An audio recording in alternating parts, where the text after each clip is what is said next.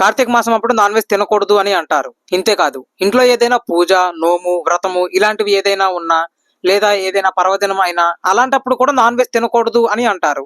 కానీ దీని వెనక ఉన్న కారణం ఏంటో మీకు తెలుసా? ఈ వీడియోలో దీని వెనక ఉన్న కారణం ఏంటో తెలుసుకుందాము. వీడియోని చివరి వరకు చూడండి. హాయ్ ఫ్రెండ్స్, అందరికీ నమస్కారం. Welcome to my channel.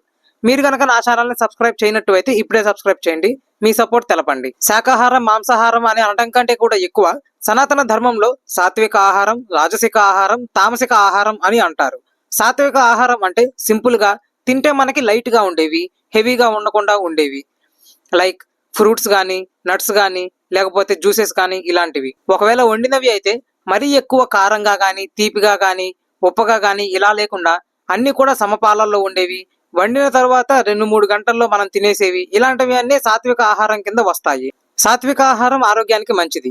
ఇక రాజసిక ఆహారం, మాంసాహారం రాజసిక ఆహారం, తామసిక ఆహారం రెండిటిలోకి వస్తుంది.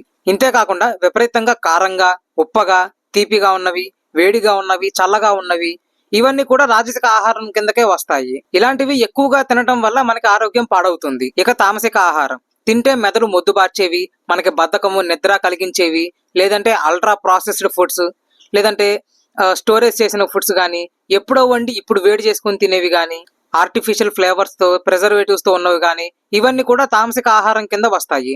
ఇవి అసలు తిననేకూడదు. ఈ విషయాలు భగవద్గీతలో చెప్పారు.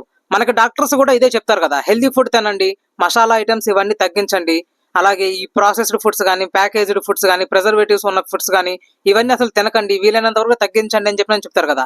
ఇదే విషయం మనకి భగవద్గీతలో కూడా చెప్పారు. మనిషికి ఉన్న శారీరక, మానసిక, ఆధ్యాత్మిక స్థితుల మీద ఉన్న వీటి ప్రభావాన్ని బట్టి వీటిని ఇలా 3 రకాలుగా విభజించారు. సత్వగుణం అంటే ప్రశాంతంగా ఉండటం, రజోగుణం అంటే పోటీతత్వం, కక్షలు, కార్పణ్యాలు ఇవన్నీ, తమోగుణం అంటే బద్ధకం, నిద్ర, ఆలస్యం ఇవన్నీ. ఇలా కొన్ని క్వాలిటీస్ ఉన్నాయి.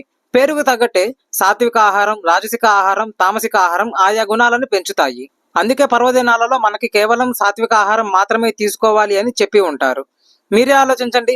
సపోజ్ మనం ఎక్కడికైనా ట్రావెల్ చేస్తున్నాం అనుకోండి, మనం హెవీ ఫుడ్స్ తినం కదా, ఎక్కువ మసాలా ఐటమ్స్ కానీ, డీప్ ఫ్రై చేసినవి కానీ తింటే మనకి కడుపు తేడా చేసేవి, లేకపోతే అనీజీగా ఇరిటేషన్ కల్పించేవి కానీ ఇలాంటి ఫుడ్ ఐటమ్స్ మనం తినం కదా. లైట్ గా ఉండేవి, సింపుల్ గా ఉండేవి, తేలికగా అనిపించేవి ఇలాంటివే తింటాం. అంటే మన జర్నీ సజావుగా సాగాలి అని ఇలా చేస్తాము. మనం చేసే పూజలు అవి అయినా ఇంతే.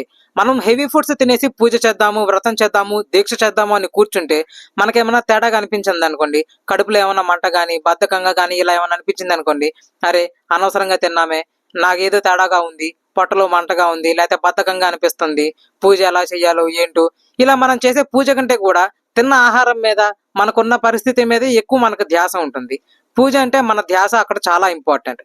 ధ్యాస లేకుండా మనం ఏదో నామకే వాస్తుకు చేస్తున్నాము అన్నట్టు పూజ చేస్తే దానివల్ల పెద్ద ఎఫెక్ట్ ఏమి ఉండదు. బహుశా ఇదే కారణం చేత మనల్ని సాత్విక ఆహారం తీసుకోవాల్సిందిగా చెప్పి ఉంటారు. దీని గురించి మీరేమనుకుంటున్నారో కమెంట్స్ లో చెప్పండి. వీడియోని చివరి వరకు చూసినందుకు ధన్యవాదాలు.